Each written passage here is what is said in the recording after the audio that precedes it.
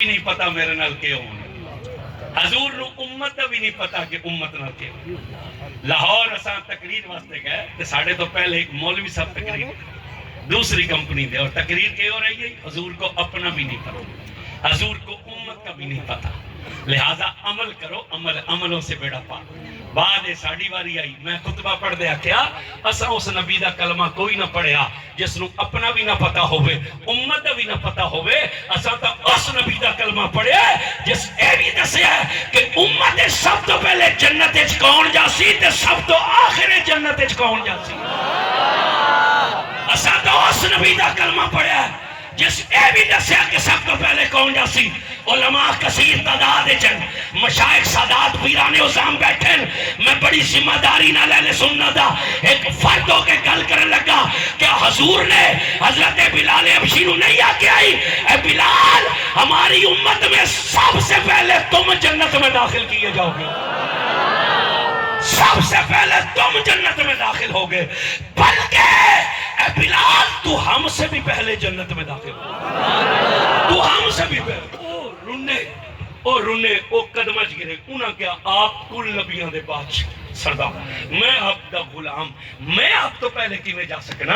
حضور نے مسکرا کے کہا سن اس دن اساں ڈاچی تے سوار ہو ساں تے ڈاچی دی مہار اساں تیرے ہاتھ چ نپا چھوڑے ساں. اے بلال پھر سن مہار اللہ اگا اگا ٹردا ہے سوار پیچھا پیچھا ٹردا ہے. پہلے امتی دا دسیا اچھا بولو اور جنتیوں بولو. آج جنہوں شاکے نا میں نہیں جانا وہ چپ روے, جنہوں پاک کے مدینے والے پیچھے رہن ہی نہیں دینا, ہاتھ ناپ کے لے جانا, اچھا بولے سبحان. دسیا پہلے امتی دا آخری امتی کا بیان کیا متفق علیہ حدیث ہے ستا روایت کرن والے دا نام ہے عمر بن خطاب. فرمانے نے حضور فجر دی نماز تے تشریف لے, نبی پاک فجر دی نماز پڑھا کے صحابہ رخ کیتا مگر کلام نہ کیتا یہاں تک کہ ظہر کا وقت ہو گیا. فجر تو زور تائیں 8 گھنٹے دا ٹائم ہے, 8 گھنٹے حضور خاموش بیٹھے رہے, صحابہ پاک ہاتھ بن کے سر جھکا کے بیٹھے رہے, یہاں تک کہ حضرت عمر کہتے ہیں بلال نے اذان پڑھی حضور نماز پڑھائی, نماز پڑھا کے پھر حضور نے صحابہ رخ کیتا مگر کلام نہ کیتا یہاں تک کہ عصر کا وقت ہو گیا. حضرت عمر فرماندن عصر دے وقت اچانک حضور کھل کھلا کے مسکرا پہ. آج جنہوں حضور دے مسکران تے خوشی ہوئی ہے انہوں مسکرا کے بولنا چاہیے سبحان اللہ. اچانک کھل کھلا کر حضور مسکرا تھا نعرہ, اچانک عصر دے وقت حضور کھل کھلا کے مسکرا. حضرت عمر پاک فرماندن میرے کو رہا نہ گیا, میں اٹھ کے کھڑا ہویا, میں ہاتھ بن کے کیا میرے ماں باپ آپ تے قربان, اللہ آپ نے دندہ نو انجے مسکراندہ رکھے, صبح سے لے کر اب تک آپ خاموش رہے ہیں, اچانک مسکرا دیئے. حضور اس خاموش رہنے کا راز کیا ہے, مسکرانے کی وجہ کیا ہے؟ حضور نے فرمایا عمر سن جب اساں فجر پڑھا کے منہ توڑل کیتا نا اللہ قیامت دا میدان میری اکھیں دے سامنے رکھ چھڑے.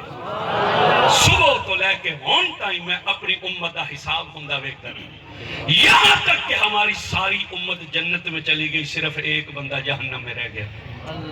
حضور فرمانے او جڑا جہنم میں جائی نا اس باہر نکل کے چھاتی ماری نا, انہوں ایک نظر آئی جھاڑی, او سوچیا میں جنت جا نہیں سکتا, چلو جھاڑی تک تا پڑھنا چاہیے.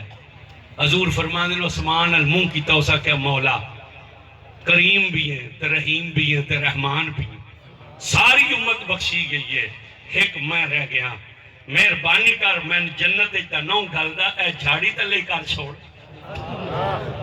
اے جڑے چپ ہو نا پروگرام توڑا بھی جھاڑی علی ہے, اسا کیا میں جنت تا نو گھلدا جھاڑی تلے کر دے. اللہ فرمایا وعدہ کر جس تو کہ کائشہ نہ منگے تو مڑ جھاڑی تلے کرنا. اس نے کہا پکا وعدہ ہو گیا. اللہ فرشتہ نے حکم دیتا ہے جہنم چو کٹ کے جھاڑی تلے کرو. تو سن جٹ بندے ہو جان دے ہو جھاڑی جتنی بھی گھنی ہوئے او دی چھان ٹھنڈی نہیں ہوندی, پچھو جہنم دا سیک اتو سوا گز نیزے تے سورج, او تپش تو پریشان ہویا, نظر چاہی اگوں چھوٹا جا درخت نظر آیا. اسا کیا اے درخت تلے تا پڑھنا چاہیے, منہ آسمان کی طرف کیا, کہنے لگا رحمان ہو رحیم ہو کریم ہو ستار ہو غفار ہو, شانہ اتنی جدی حد بھی کوئی نہیں, میں پوری امت چو گیا گزریا, ساری امت جنت چ لگی گئی ہے, ایک میں رہ گیا. مہربانی کر میں جنت تے نو گھلدا, اے کم از کم ٹالی دے تھلے ہی اومن دے. درخت تلی ہو من دے اللہ فرمایا